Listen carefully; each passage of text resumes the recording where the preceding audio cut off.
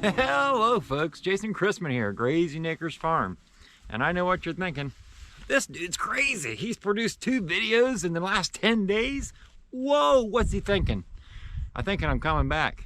I'm gonna start making videos on a more consistent basis. Here I am to prove that. And you'll see again next week. So make sure you subscribe if you like my content. There's a subscribe button right down below this video. Click on that, and then right next to the subscribe button, click on the little bell so you get notified when I release new videos.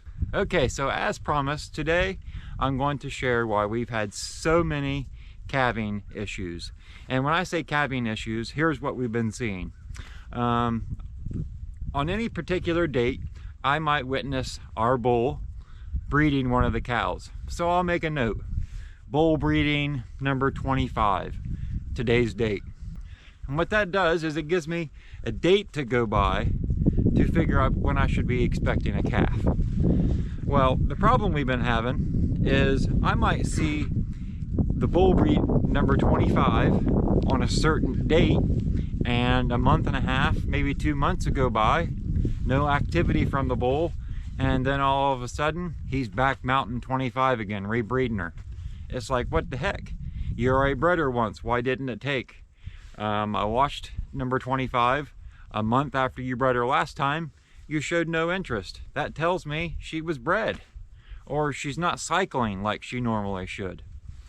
And we found out why just a few months ago, and I'm about to share that with you now. I'm going to overlap some pictures here to kind of go along with what I'm saying, and hope that adds to the story a little bit, because I don't have any live footage. But I should note, that is the behavior we were seeing from the bull. I would go through, mark down all the breeding dates, and they would change a month and a half, 2 months later. Some of the cows, he wouldn't revisit. It was very strange. And then back on October 22nd of 2020, just last year, we had 10 cows who had still not dropped a calf. The bull wasn't showing any interest in them. So we brought in a vet to have the cows checked, these 10 cows. And what the vet was able to do was give us a guesstimate on about how far along each cow was. And I'm going to overlay that list right here so you can see it.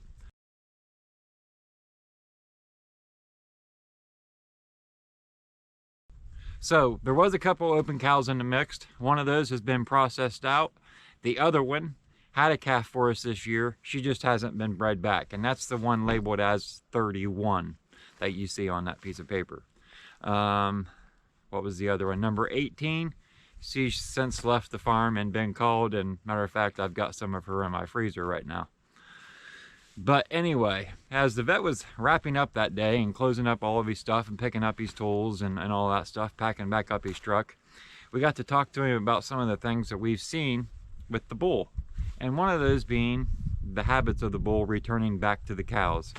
And the vet turned to us and he smiled. He said, "Sounds like you got leptospirosis, also known as lepto." And he explained, lepto is carried by deer. And wherever they eat, poop, they leave that behind.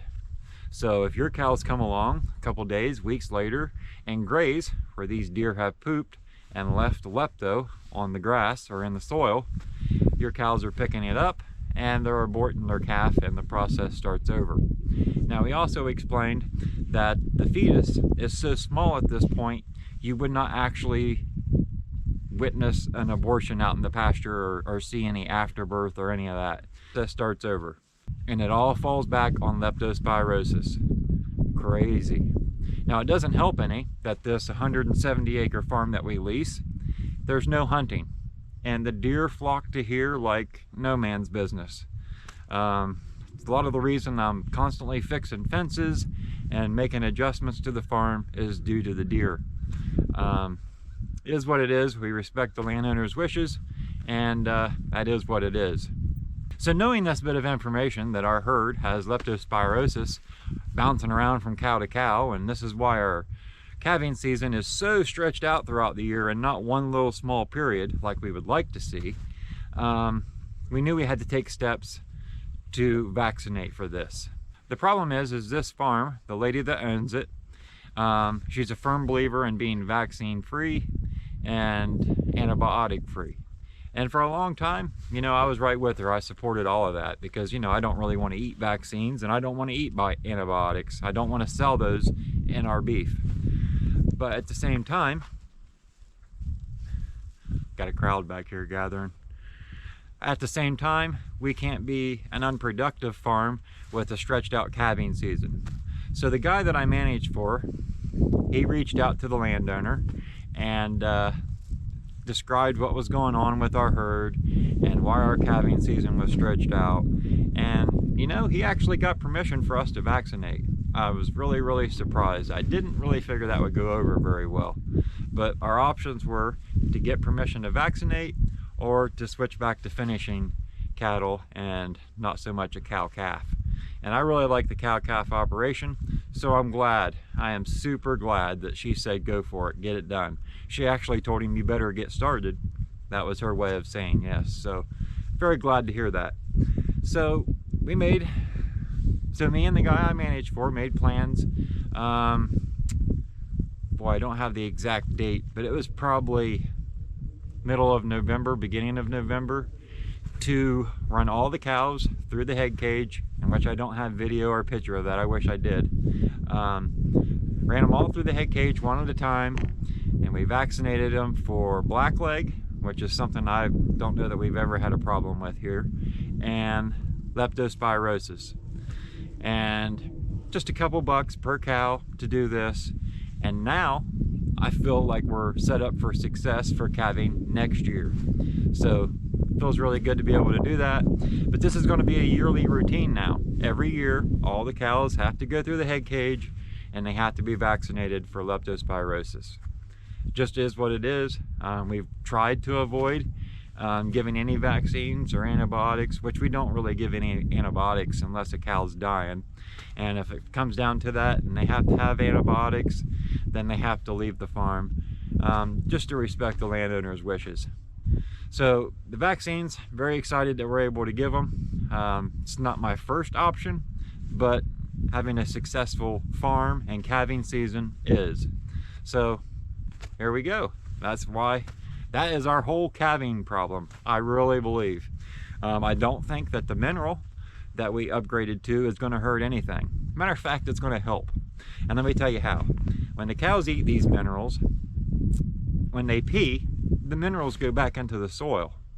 So if the cows are deficient in a mineral, if you've seen my mineral program we just upgraded to last week, you'll understand this. And I'll link it up here in this corner if you haven't seen it. Whatever the cows are lacking, they'll get out of that mineral feeder, they'll consume it, it'll adjust their levels of the mineral, and then when they urinate, right back into the soil.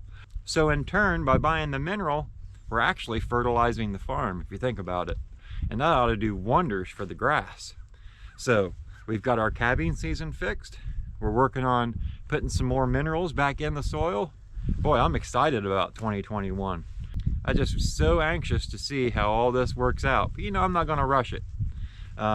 Take it nice and slow throughout the year and monitor things the best I can, like I always try to do. So if you have any questions or comments on what I've just mentioned, you can leave them down below in the comments section. If you haven't subscribed, please take a minute to do so. And it's right down below the video too. You just click subscribe and make sure you click on that little bell so you can be notified when I release new videos. You can see the cows back there eating. Just fed them some hay this morning. And what I'd like to do now is I just recently upgraded to a GoPro camera, Hero 8 Black. I'm actually using it now. And yesterday I shot a little time lapse of me feeding the cows, and I'd like to share that here as we close out this video. And I'd like to tell you thanks for watching. I hope you enjoyed this video and it's useful or beneficial to you. I think that's all I got to say. I don't know. I like to talk a lot. Yeah, I think that's it. Have a good day, folks. I'll talk to you later. We'll see you next week, my next video. I'll be back again next week. Yeah, next week. Check out this time lapse. Thanks for watching. Grazing Acres Farm.